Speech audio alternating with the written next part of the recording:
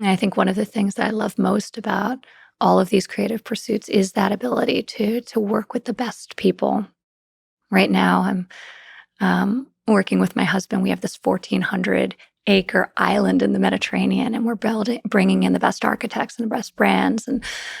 But to have a point of view and to challenge people who are such artists respectfully, but not to be afraid to ask questions. It takes a lot of confidence to do that, and it's hard. So these are actually just internal early renderings. So we're in the process of doing the master planning now, Oh, but this is beautiful. I mean, yeah, it's on this the is an side of a early mountain. vision. Yeah, it's going to be extraordinary. Aman's going to operate the hotel for us, and there are going to be villas, and we have Carbone, who's going to be doing the food and beverage, but it's amazing to bring together all of this talent, and for me to be able to play around and flex the real estate muscles again and have some fun with it The real is estate, the design, the art. How hard is it to bring something like that to life? Because that looks surreal, out of this world.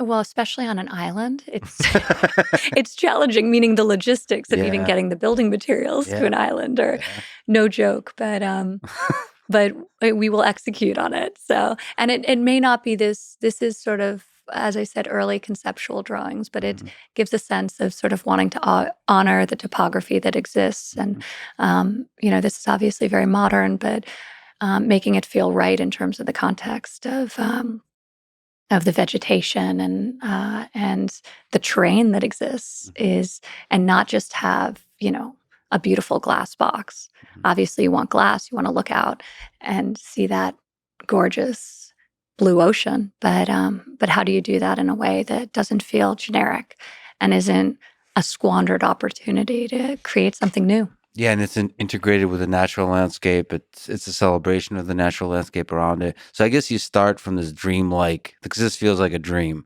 and then when you're faced with the reality of the building materials and all the actual constraints of the building, then it evolves from there, right? Yeah, and so much. I mean, so much of architecture you don't see, but it's decisions made. So how do you create independent structures where you look out of one and don't see the other? Hmm. How do you ensure the sort of the stacking and the master plan works in a way that's harmonious, and view corridors and all of those elements, all of those components of decision making are super appreciated, but not often thought about. What's a view corridor? Like to make sure that the top unit, you're not looking out and seeing a whole bunch of units, you're looking out and seeing the ocean. So you have to So consider. that's where you take this and then you start angling everything and you start thinking about, well, in this context, do we have green roofs? So if there's any hint of a roof, it's camouflaged by vegetation that matches what already exists on the island. It's where the engineers become very important. Well, yeah. So How do you build into a mountainside yeah. while being sensitive to the beauty and of the island? It's almost like a mathematical problem. I took a class, computational geometry in grad school, where you have to think about like these view corridors. It's like a math problem. Yeah. Well, but it's also an art problem because it's not just about making sure that there's no occlusions to the view.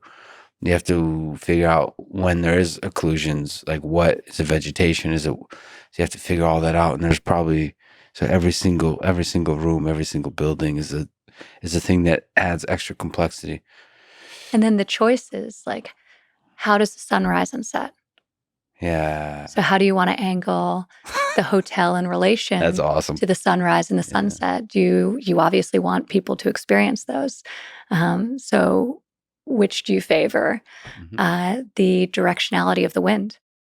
And on an island, and in this case, the wind's coming from the north, and the vegetation is less lush on the northern end. So, Mhm. do you focus more on the southern end and Mhm. have the horseback riding trails and amenities up towards Mhm. the north? So, there are these really interesting decisions and choices you get to reflect on. That's a fascinating sort of discussion to be having. And probably there's like actual constraints on like infrastructure issues. So all of Yeah, those are the constraints. grade of the land, Right. right? If it's super steep.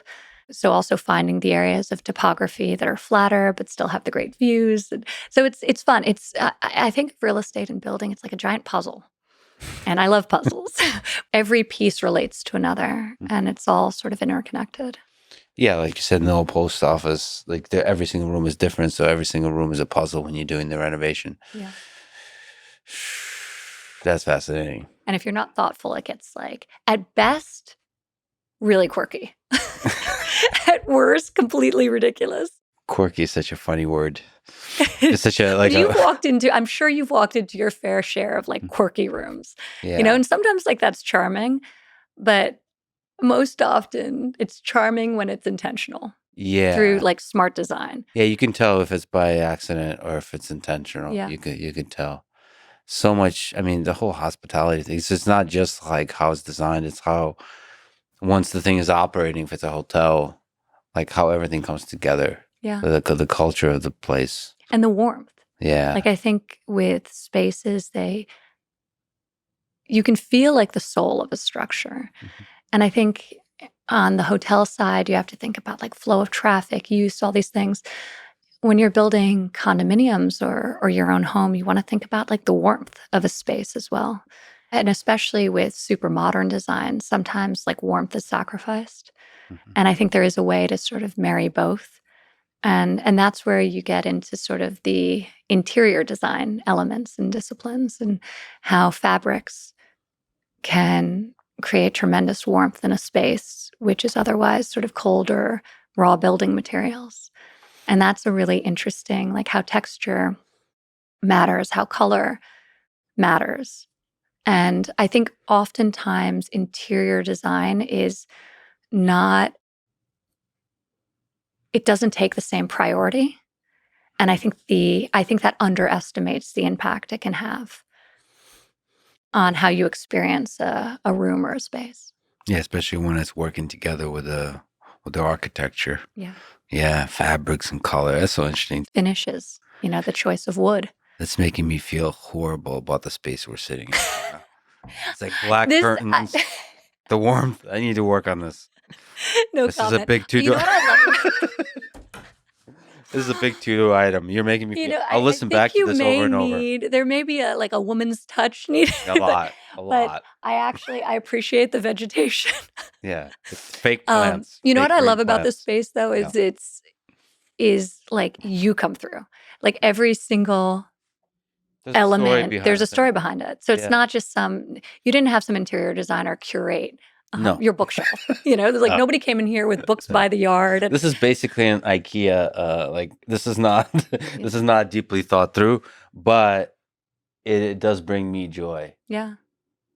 Which is one way to do design. As long as you're happy, that usually means if your taste is decent enough, that means others will be happy or will see the joy radiate through it.